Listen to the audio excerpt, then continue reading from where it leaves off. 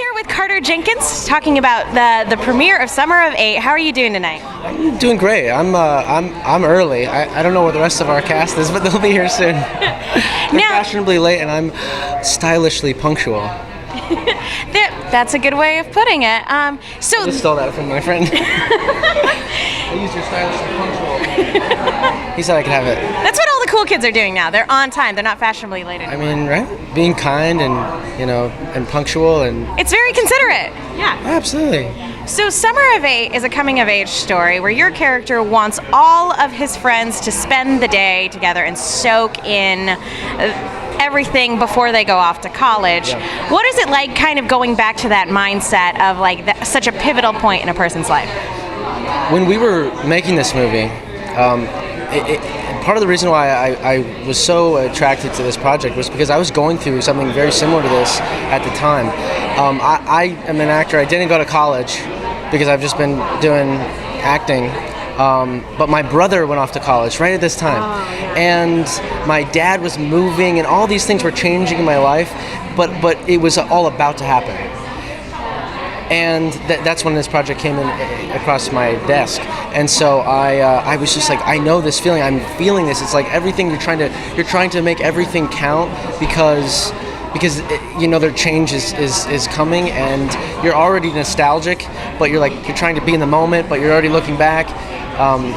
And coincidentally, my brother went to Berkeley, which is where my character goes in the movie. There are all these similarities. It aligned in a way that was like, okay, this is right. This is the universe saying, I'm supposed to be here.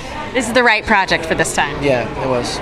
So your character in particular has a very interesting dilemma, not only with his best friend, but with his girlfriend. Yeah. Now, without giving anything away for people who haven't seen it yet, how do you think about the way that the film chose to resolve those particular issues? What this movie does that I think is unique to movies and not unique to life is that things aren't cut and dry. There's not like a pointed finality to things in life. A lot of times it's like this is we've learned something, we've grown, but it's not like this is the end. It will just keep going.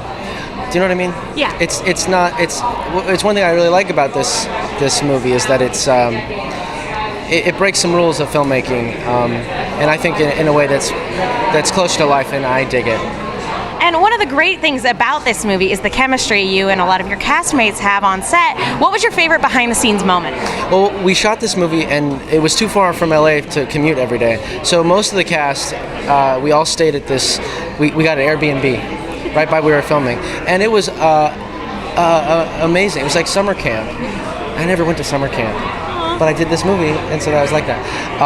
And we really hit it off. We would work on sides, the scenes for the next day, and some of us would make dinner. Michael made a hilarious dinner. That was actually probably the best part of the whole experience. What did he make? Michael Grant made dinner, but he was so well intentioned. He was so excited. He talked a big talk, like he was a full-on chef, but it was totally misguided. He had, like, the main course came out before, like, all the sides. The sides were like just starting as the chicken was done, but then it was undercooked. And then he made pasta, but he doesn't eat sauce on his pasta. And we're all like, Michael, where's the sauce? And he's like, oh, I don't eat sauce. So we're like, so we're just eating just pasta, just like.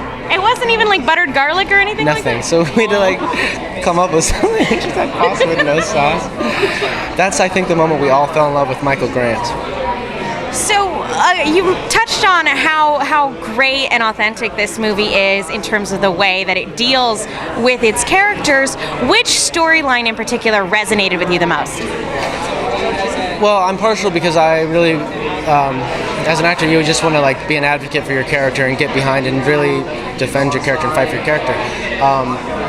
And like I said, there was a lot of similarities. My character narrates the film through journal entries to his dad, who's recently died.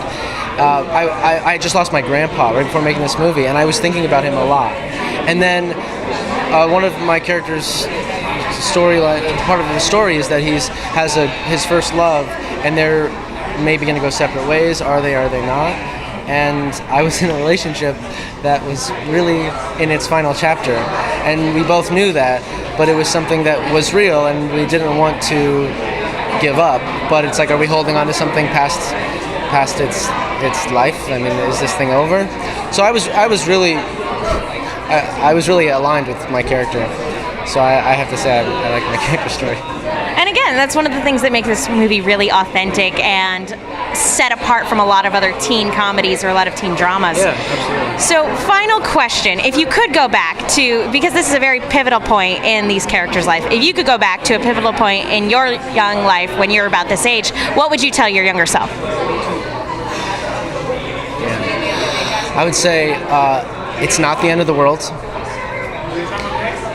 Just breathe. It's going to be okay. Enjoy it, but you're not going to marry her. Don't worry. Just have fun. It's so hard. You can't tell. Like, even if I traveled through time and told my younger self that, I would be like, okay, time travel's cool, but I don't believe you. You're wrong. You don't know me. Yeah, because you can't. I mean, at least for me, no one could give me advice. You have to learn it on your own. Yeah. But at that age, I just felt like everything was. It was the first time it was happening to anyone. Being heartbroken, like it was the first time it ever happened to anyone.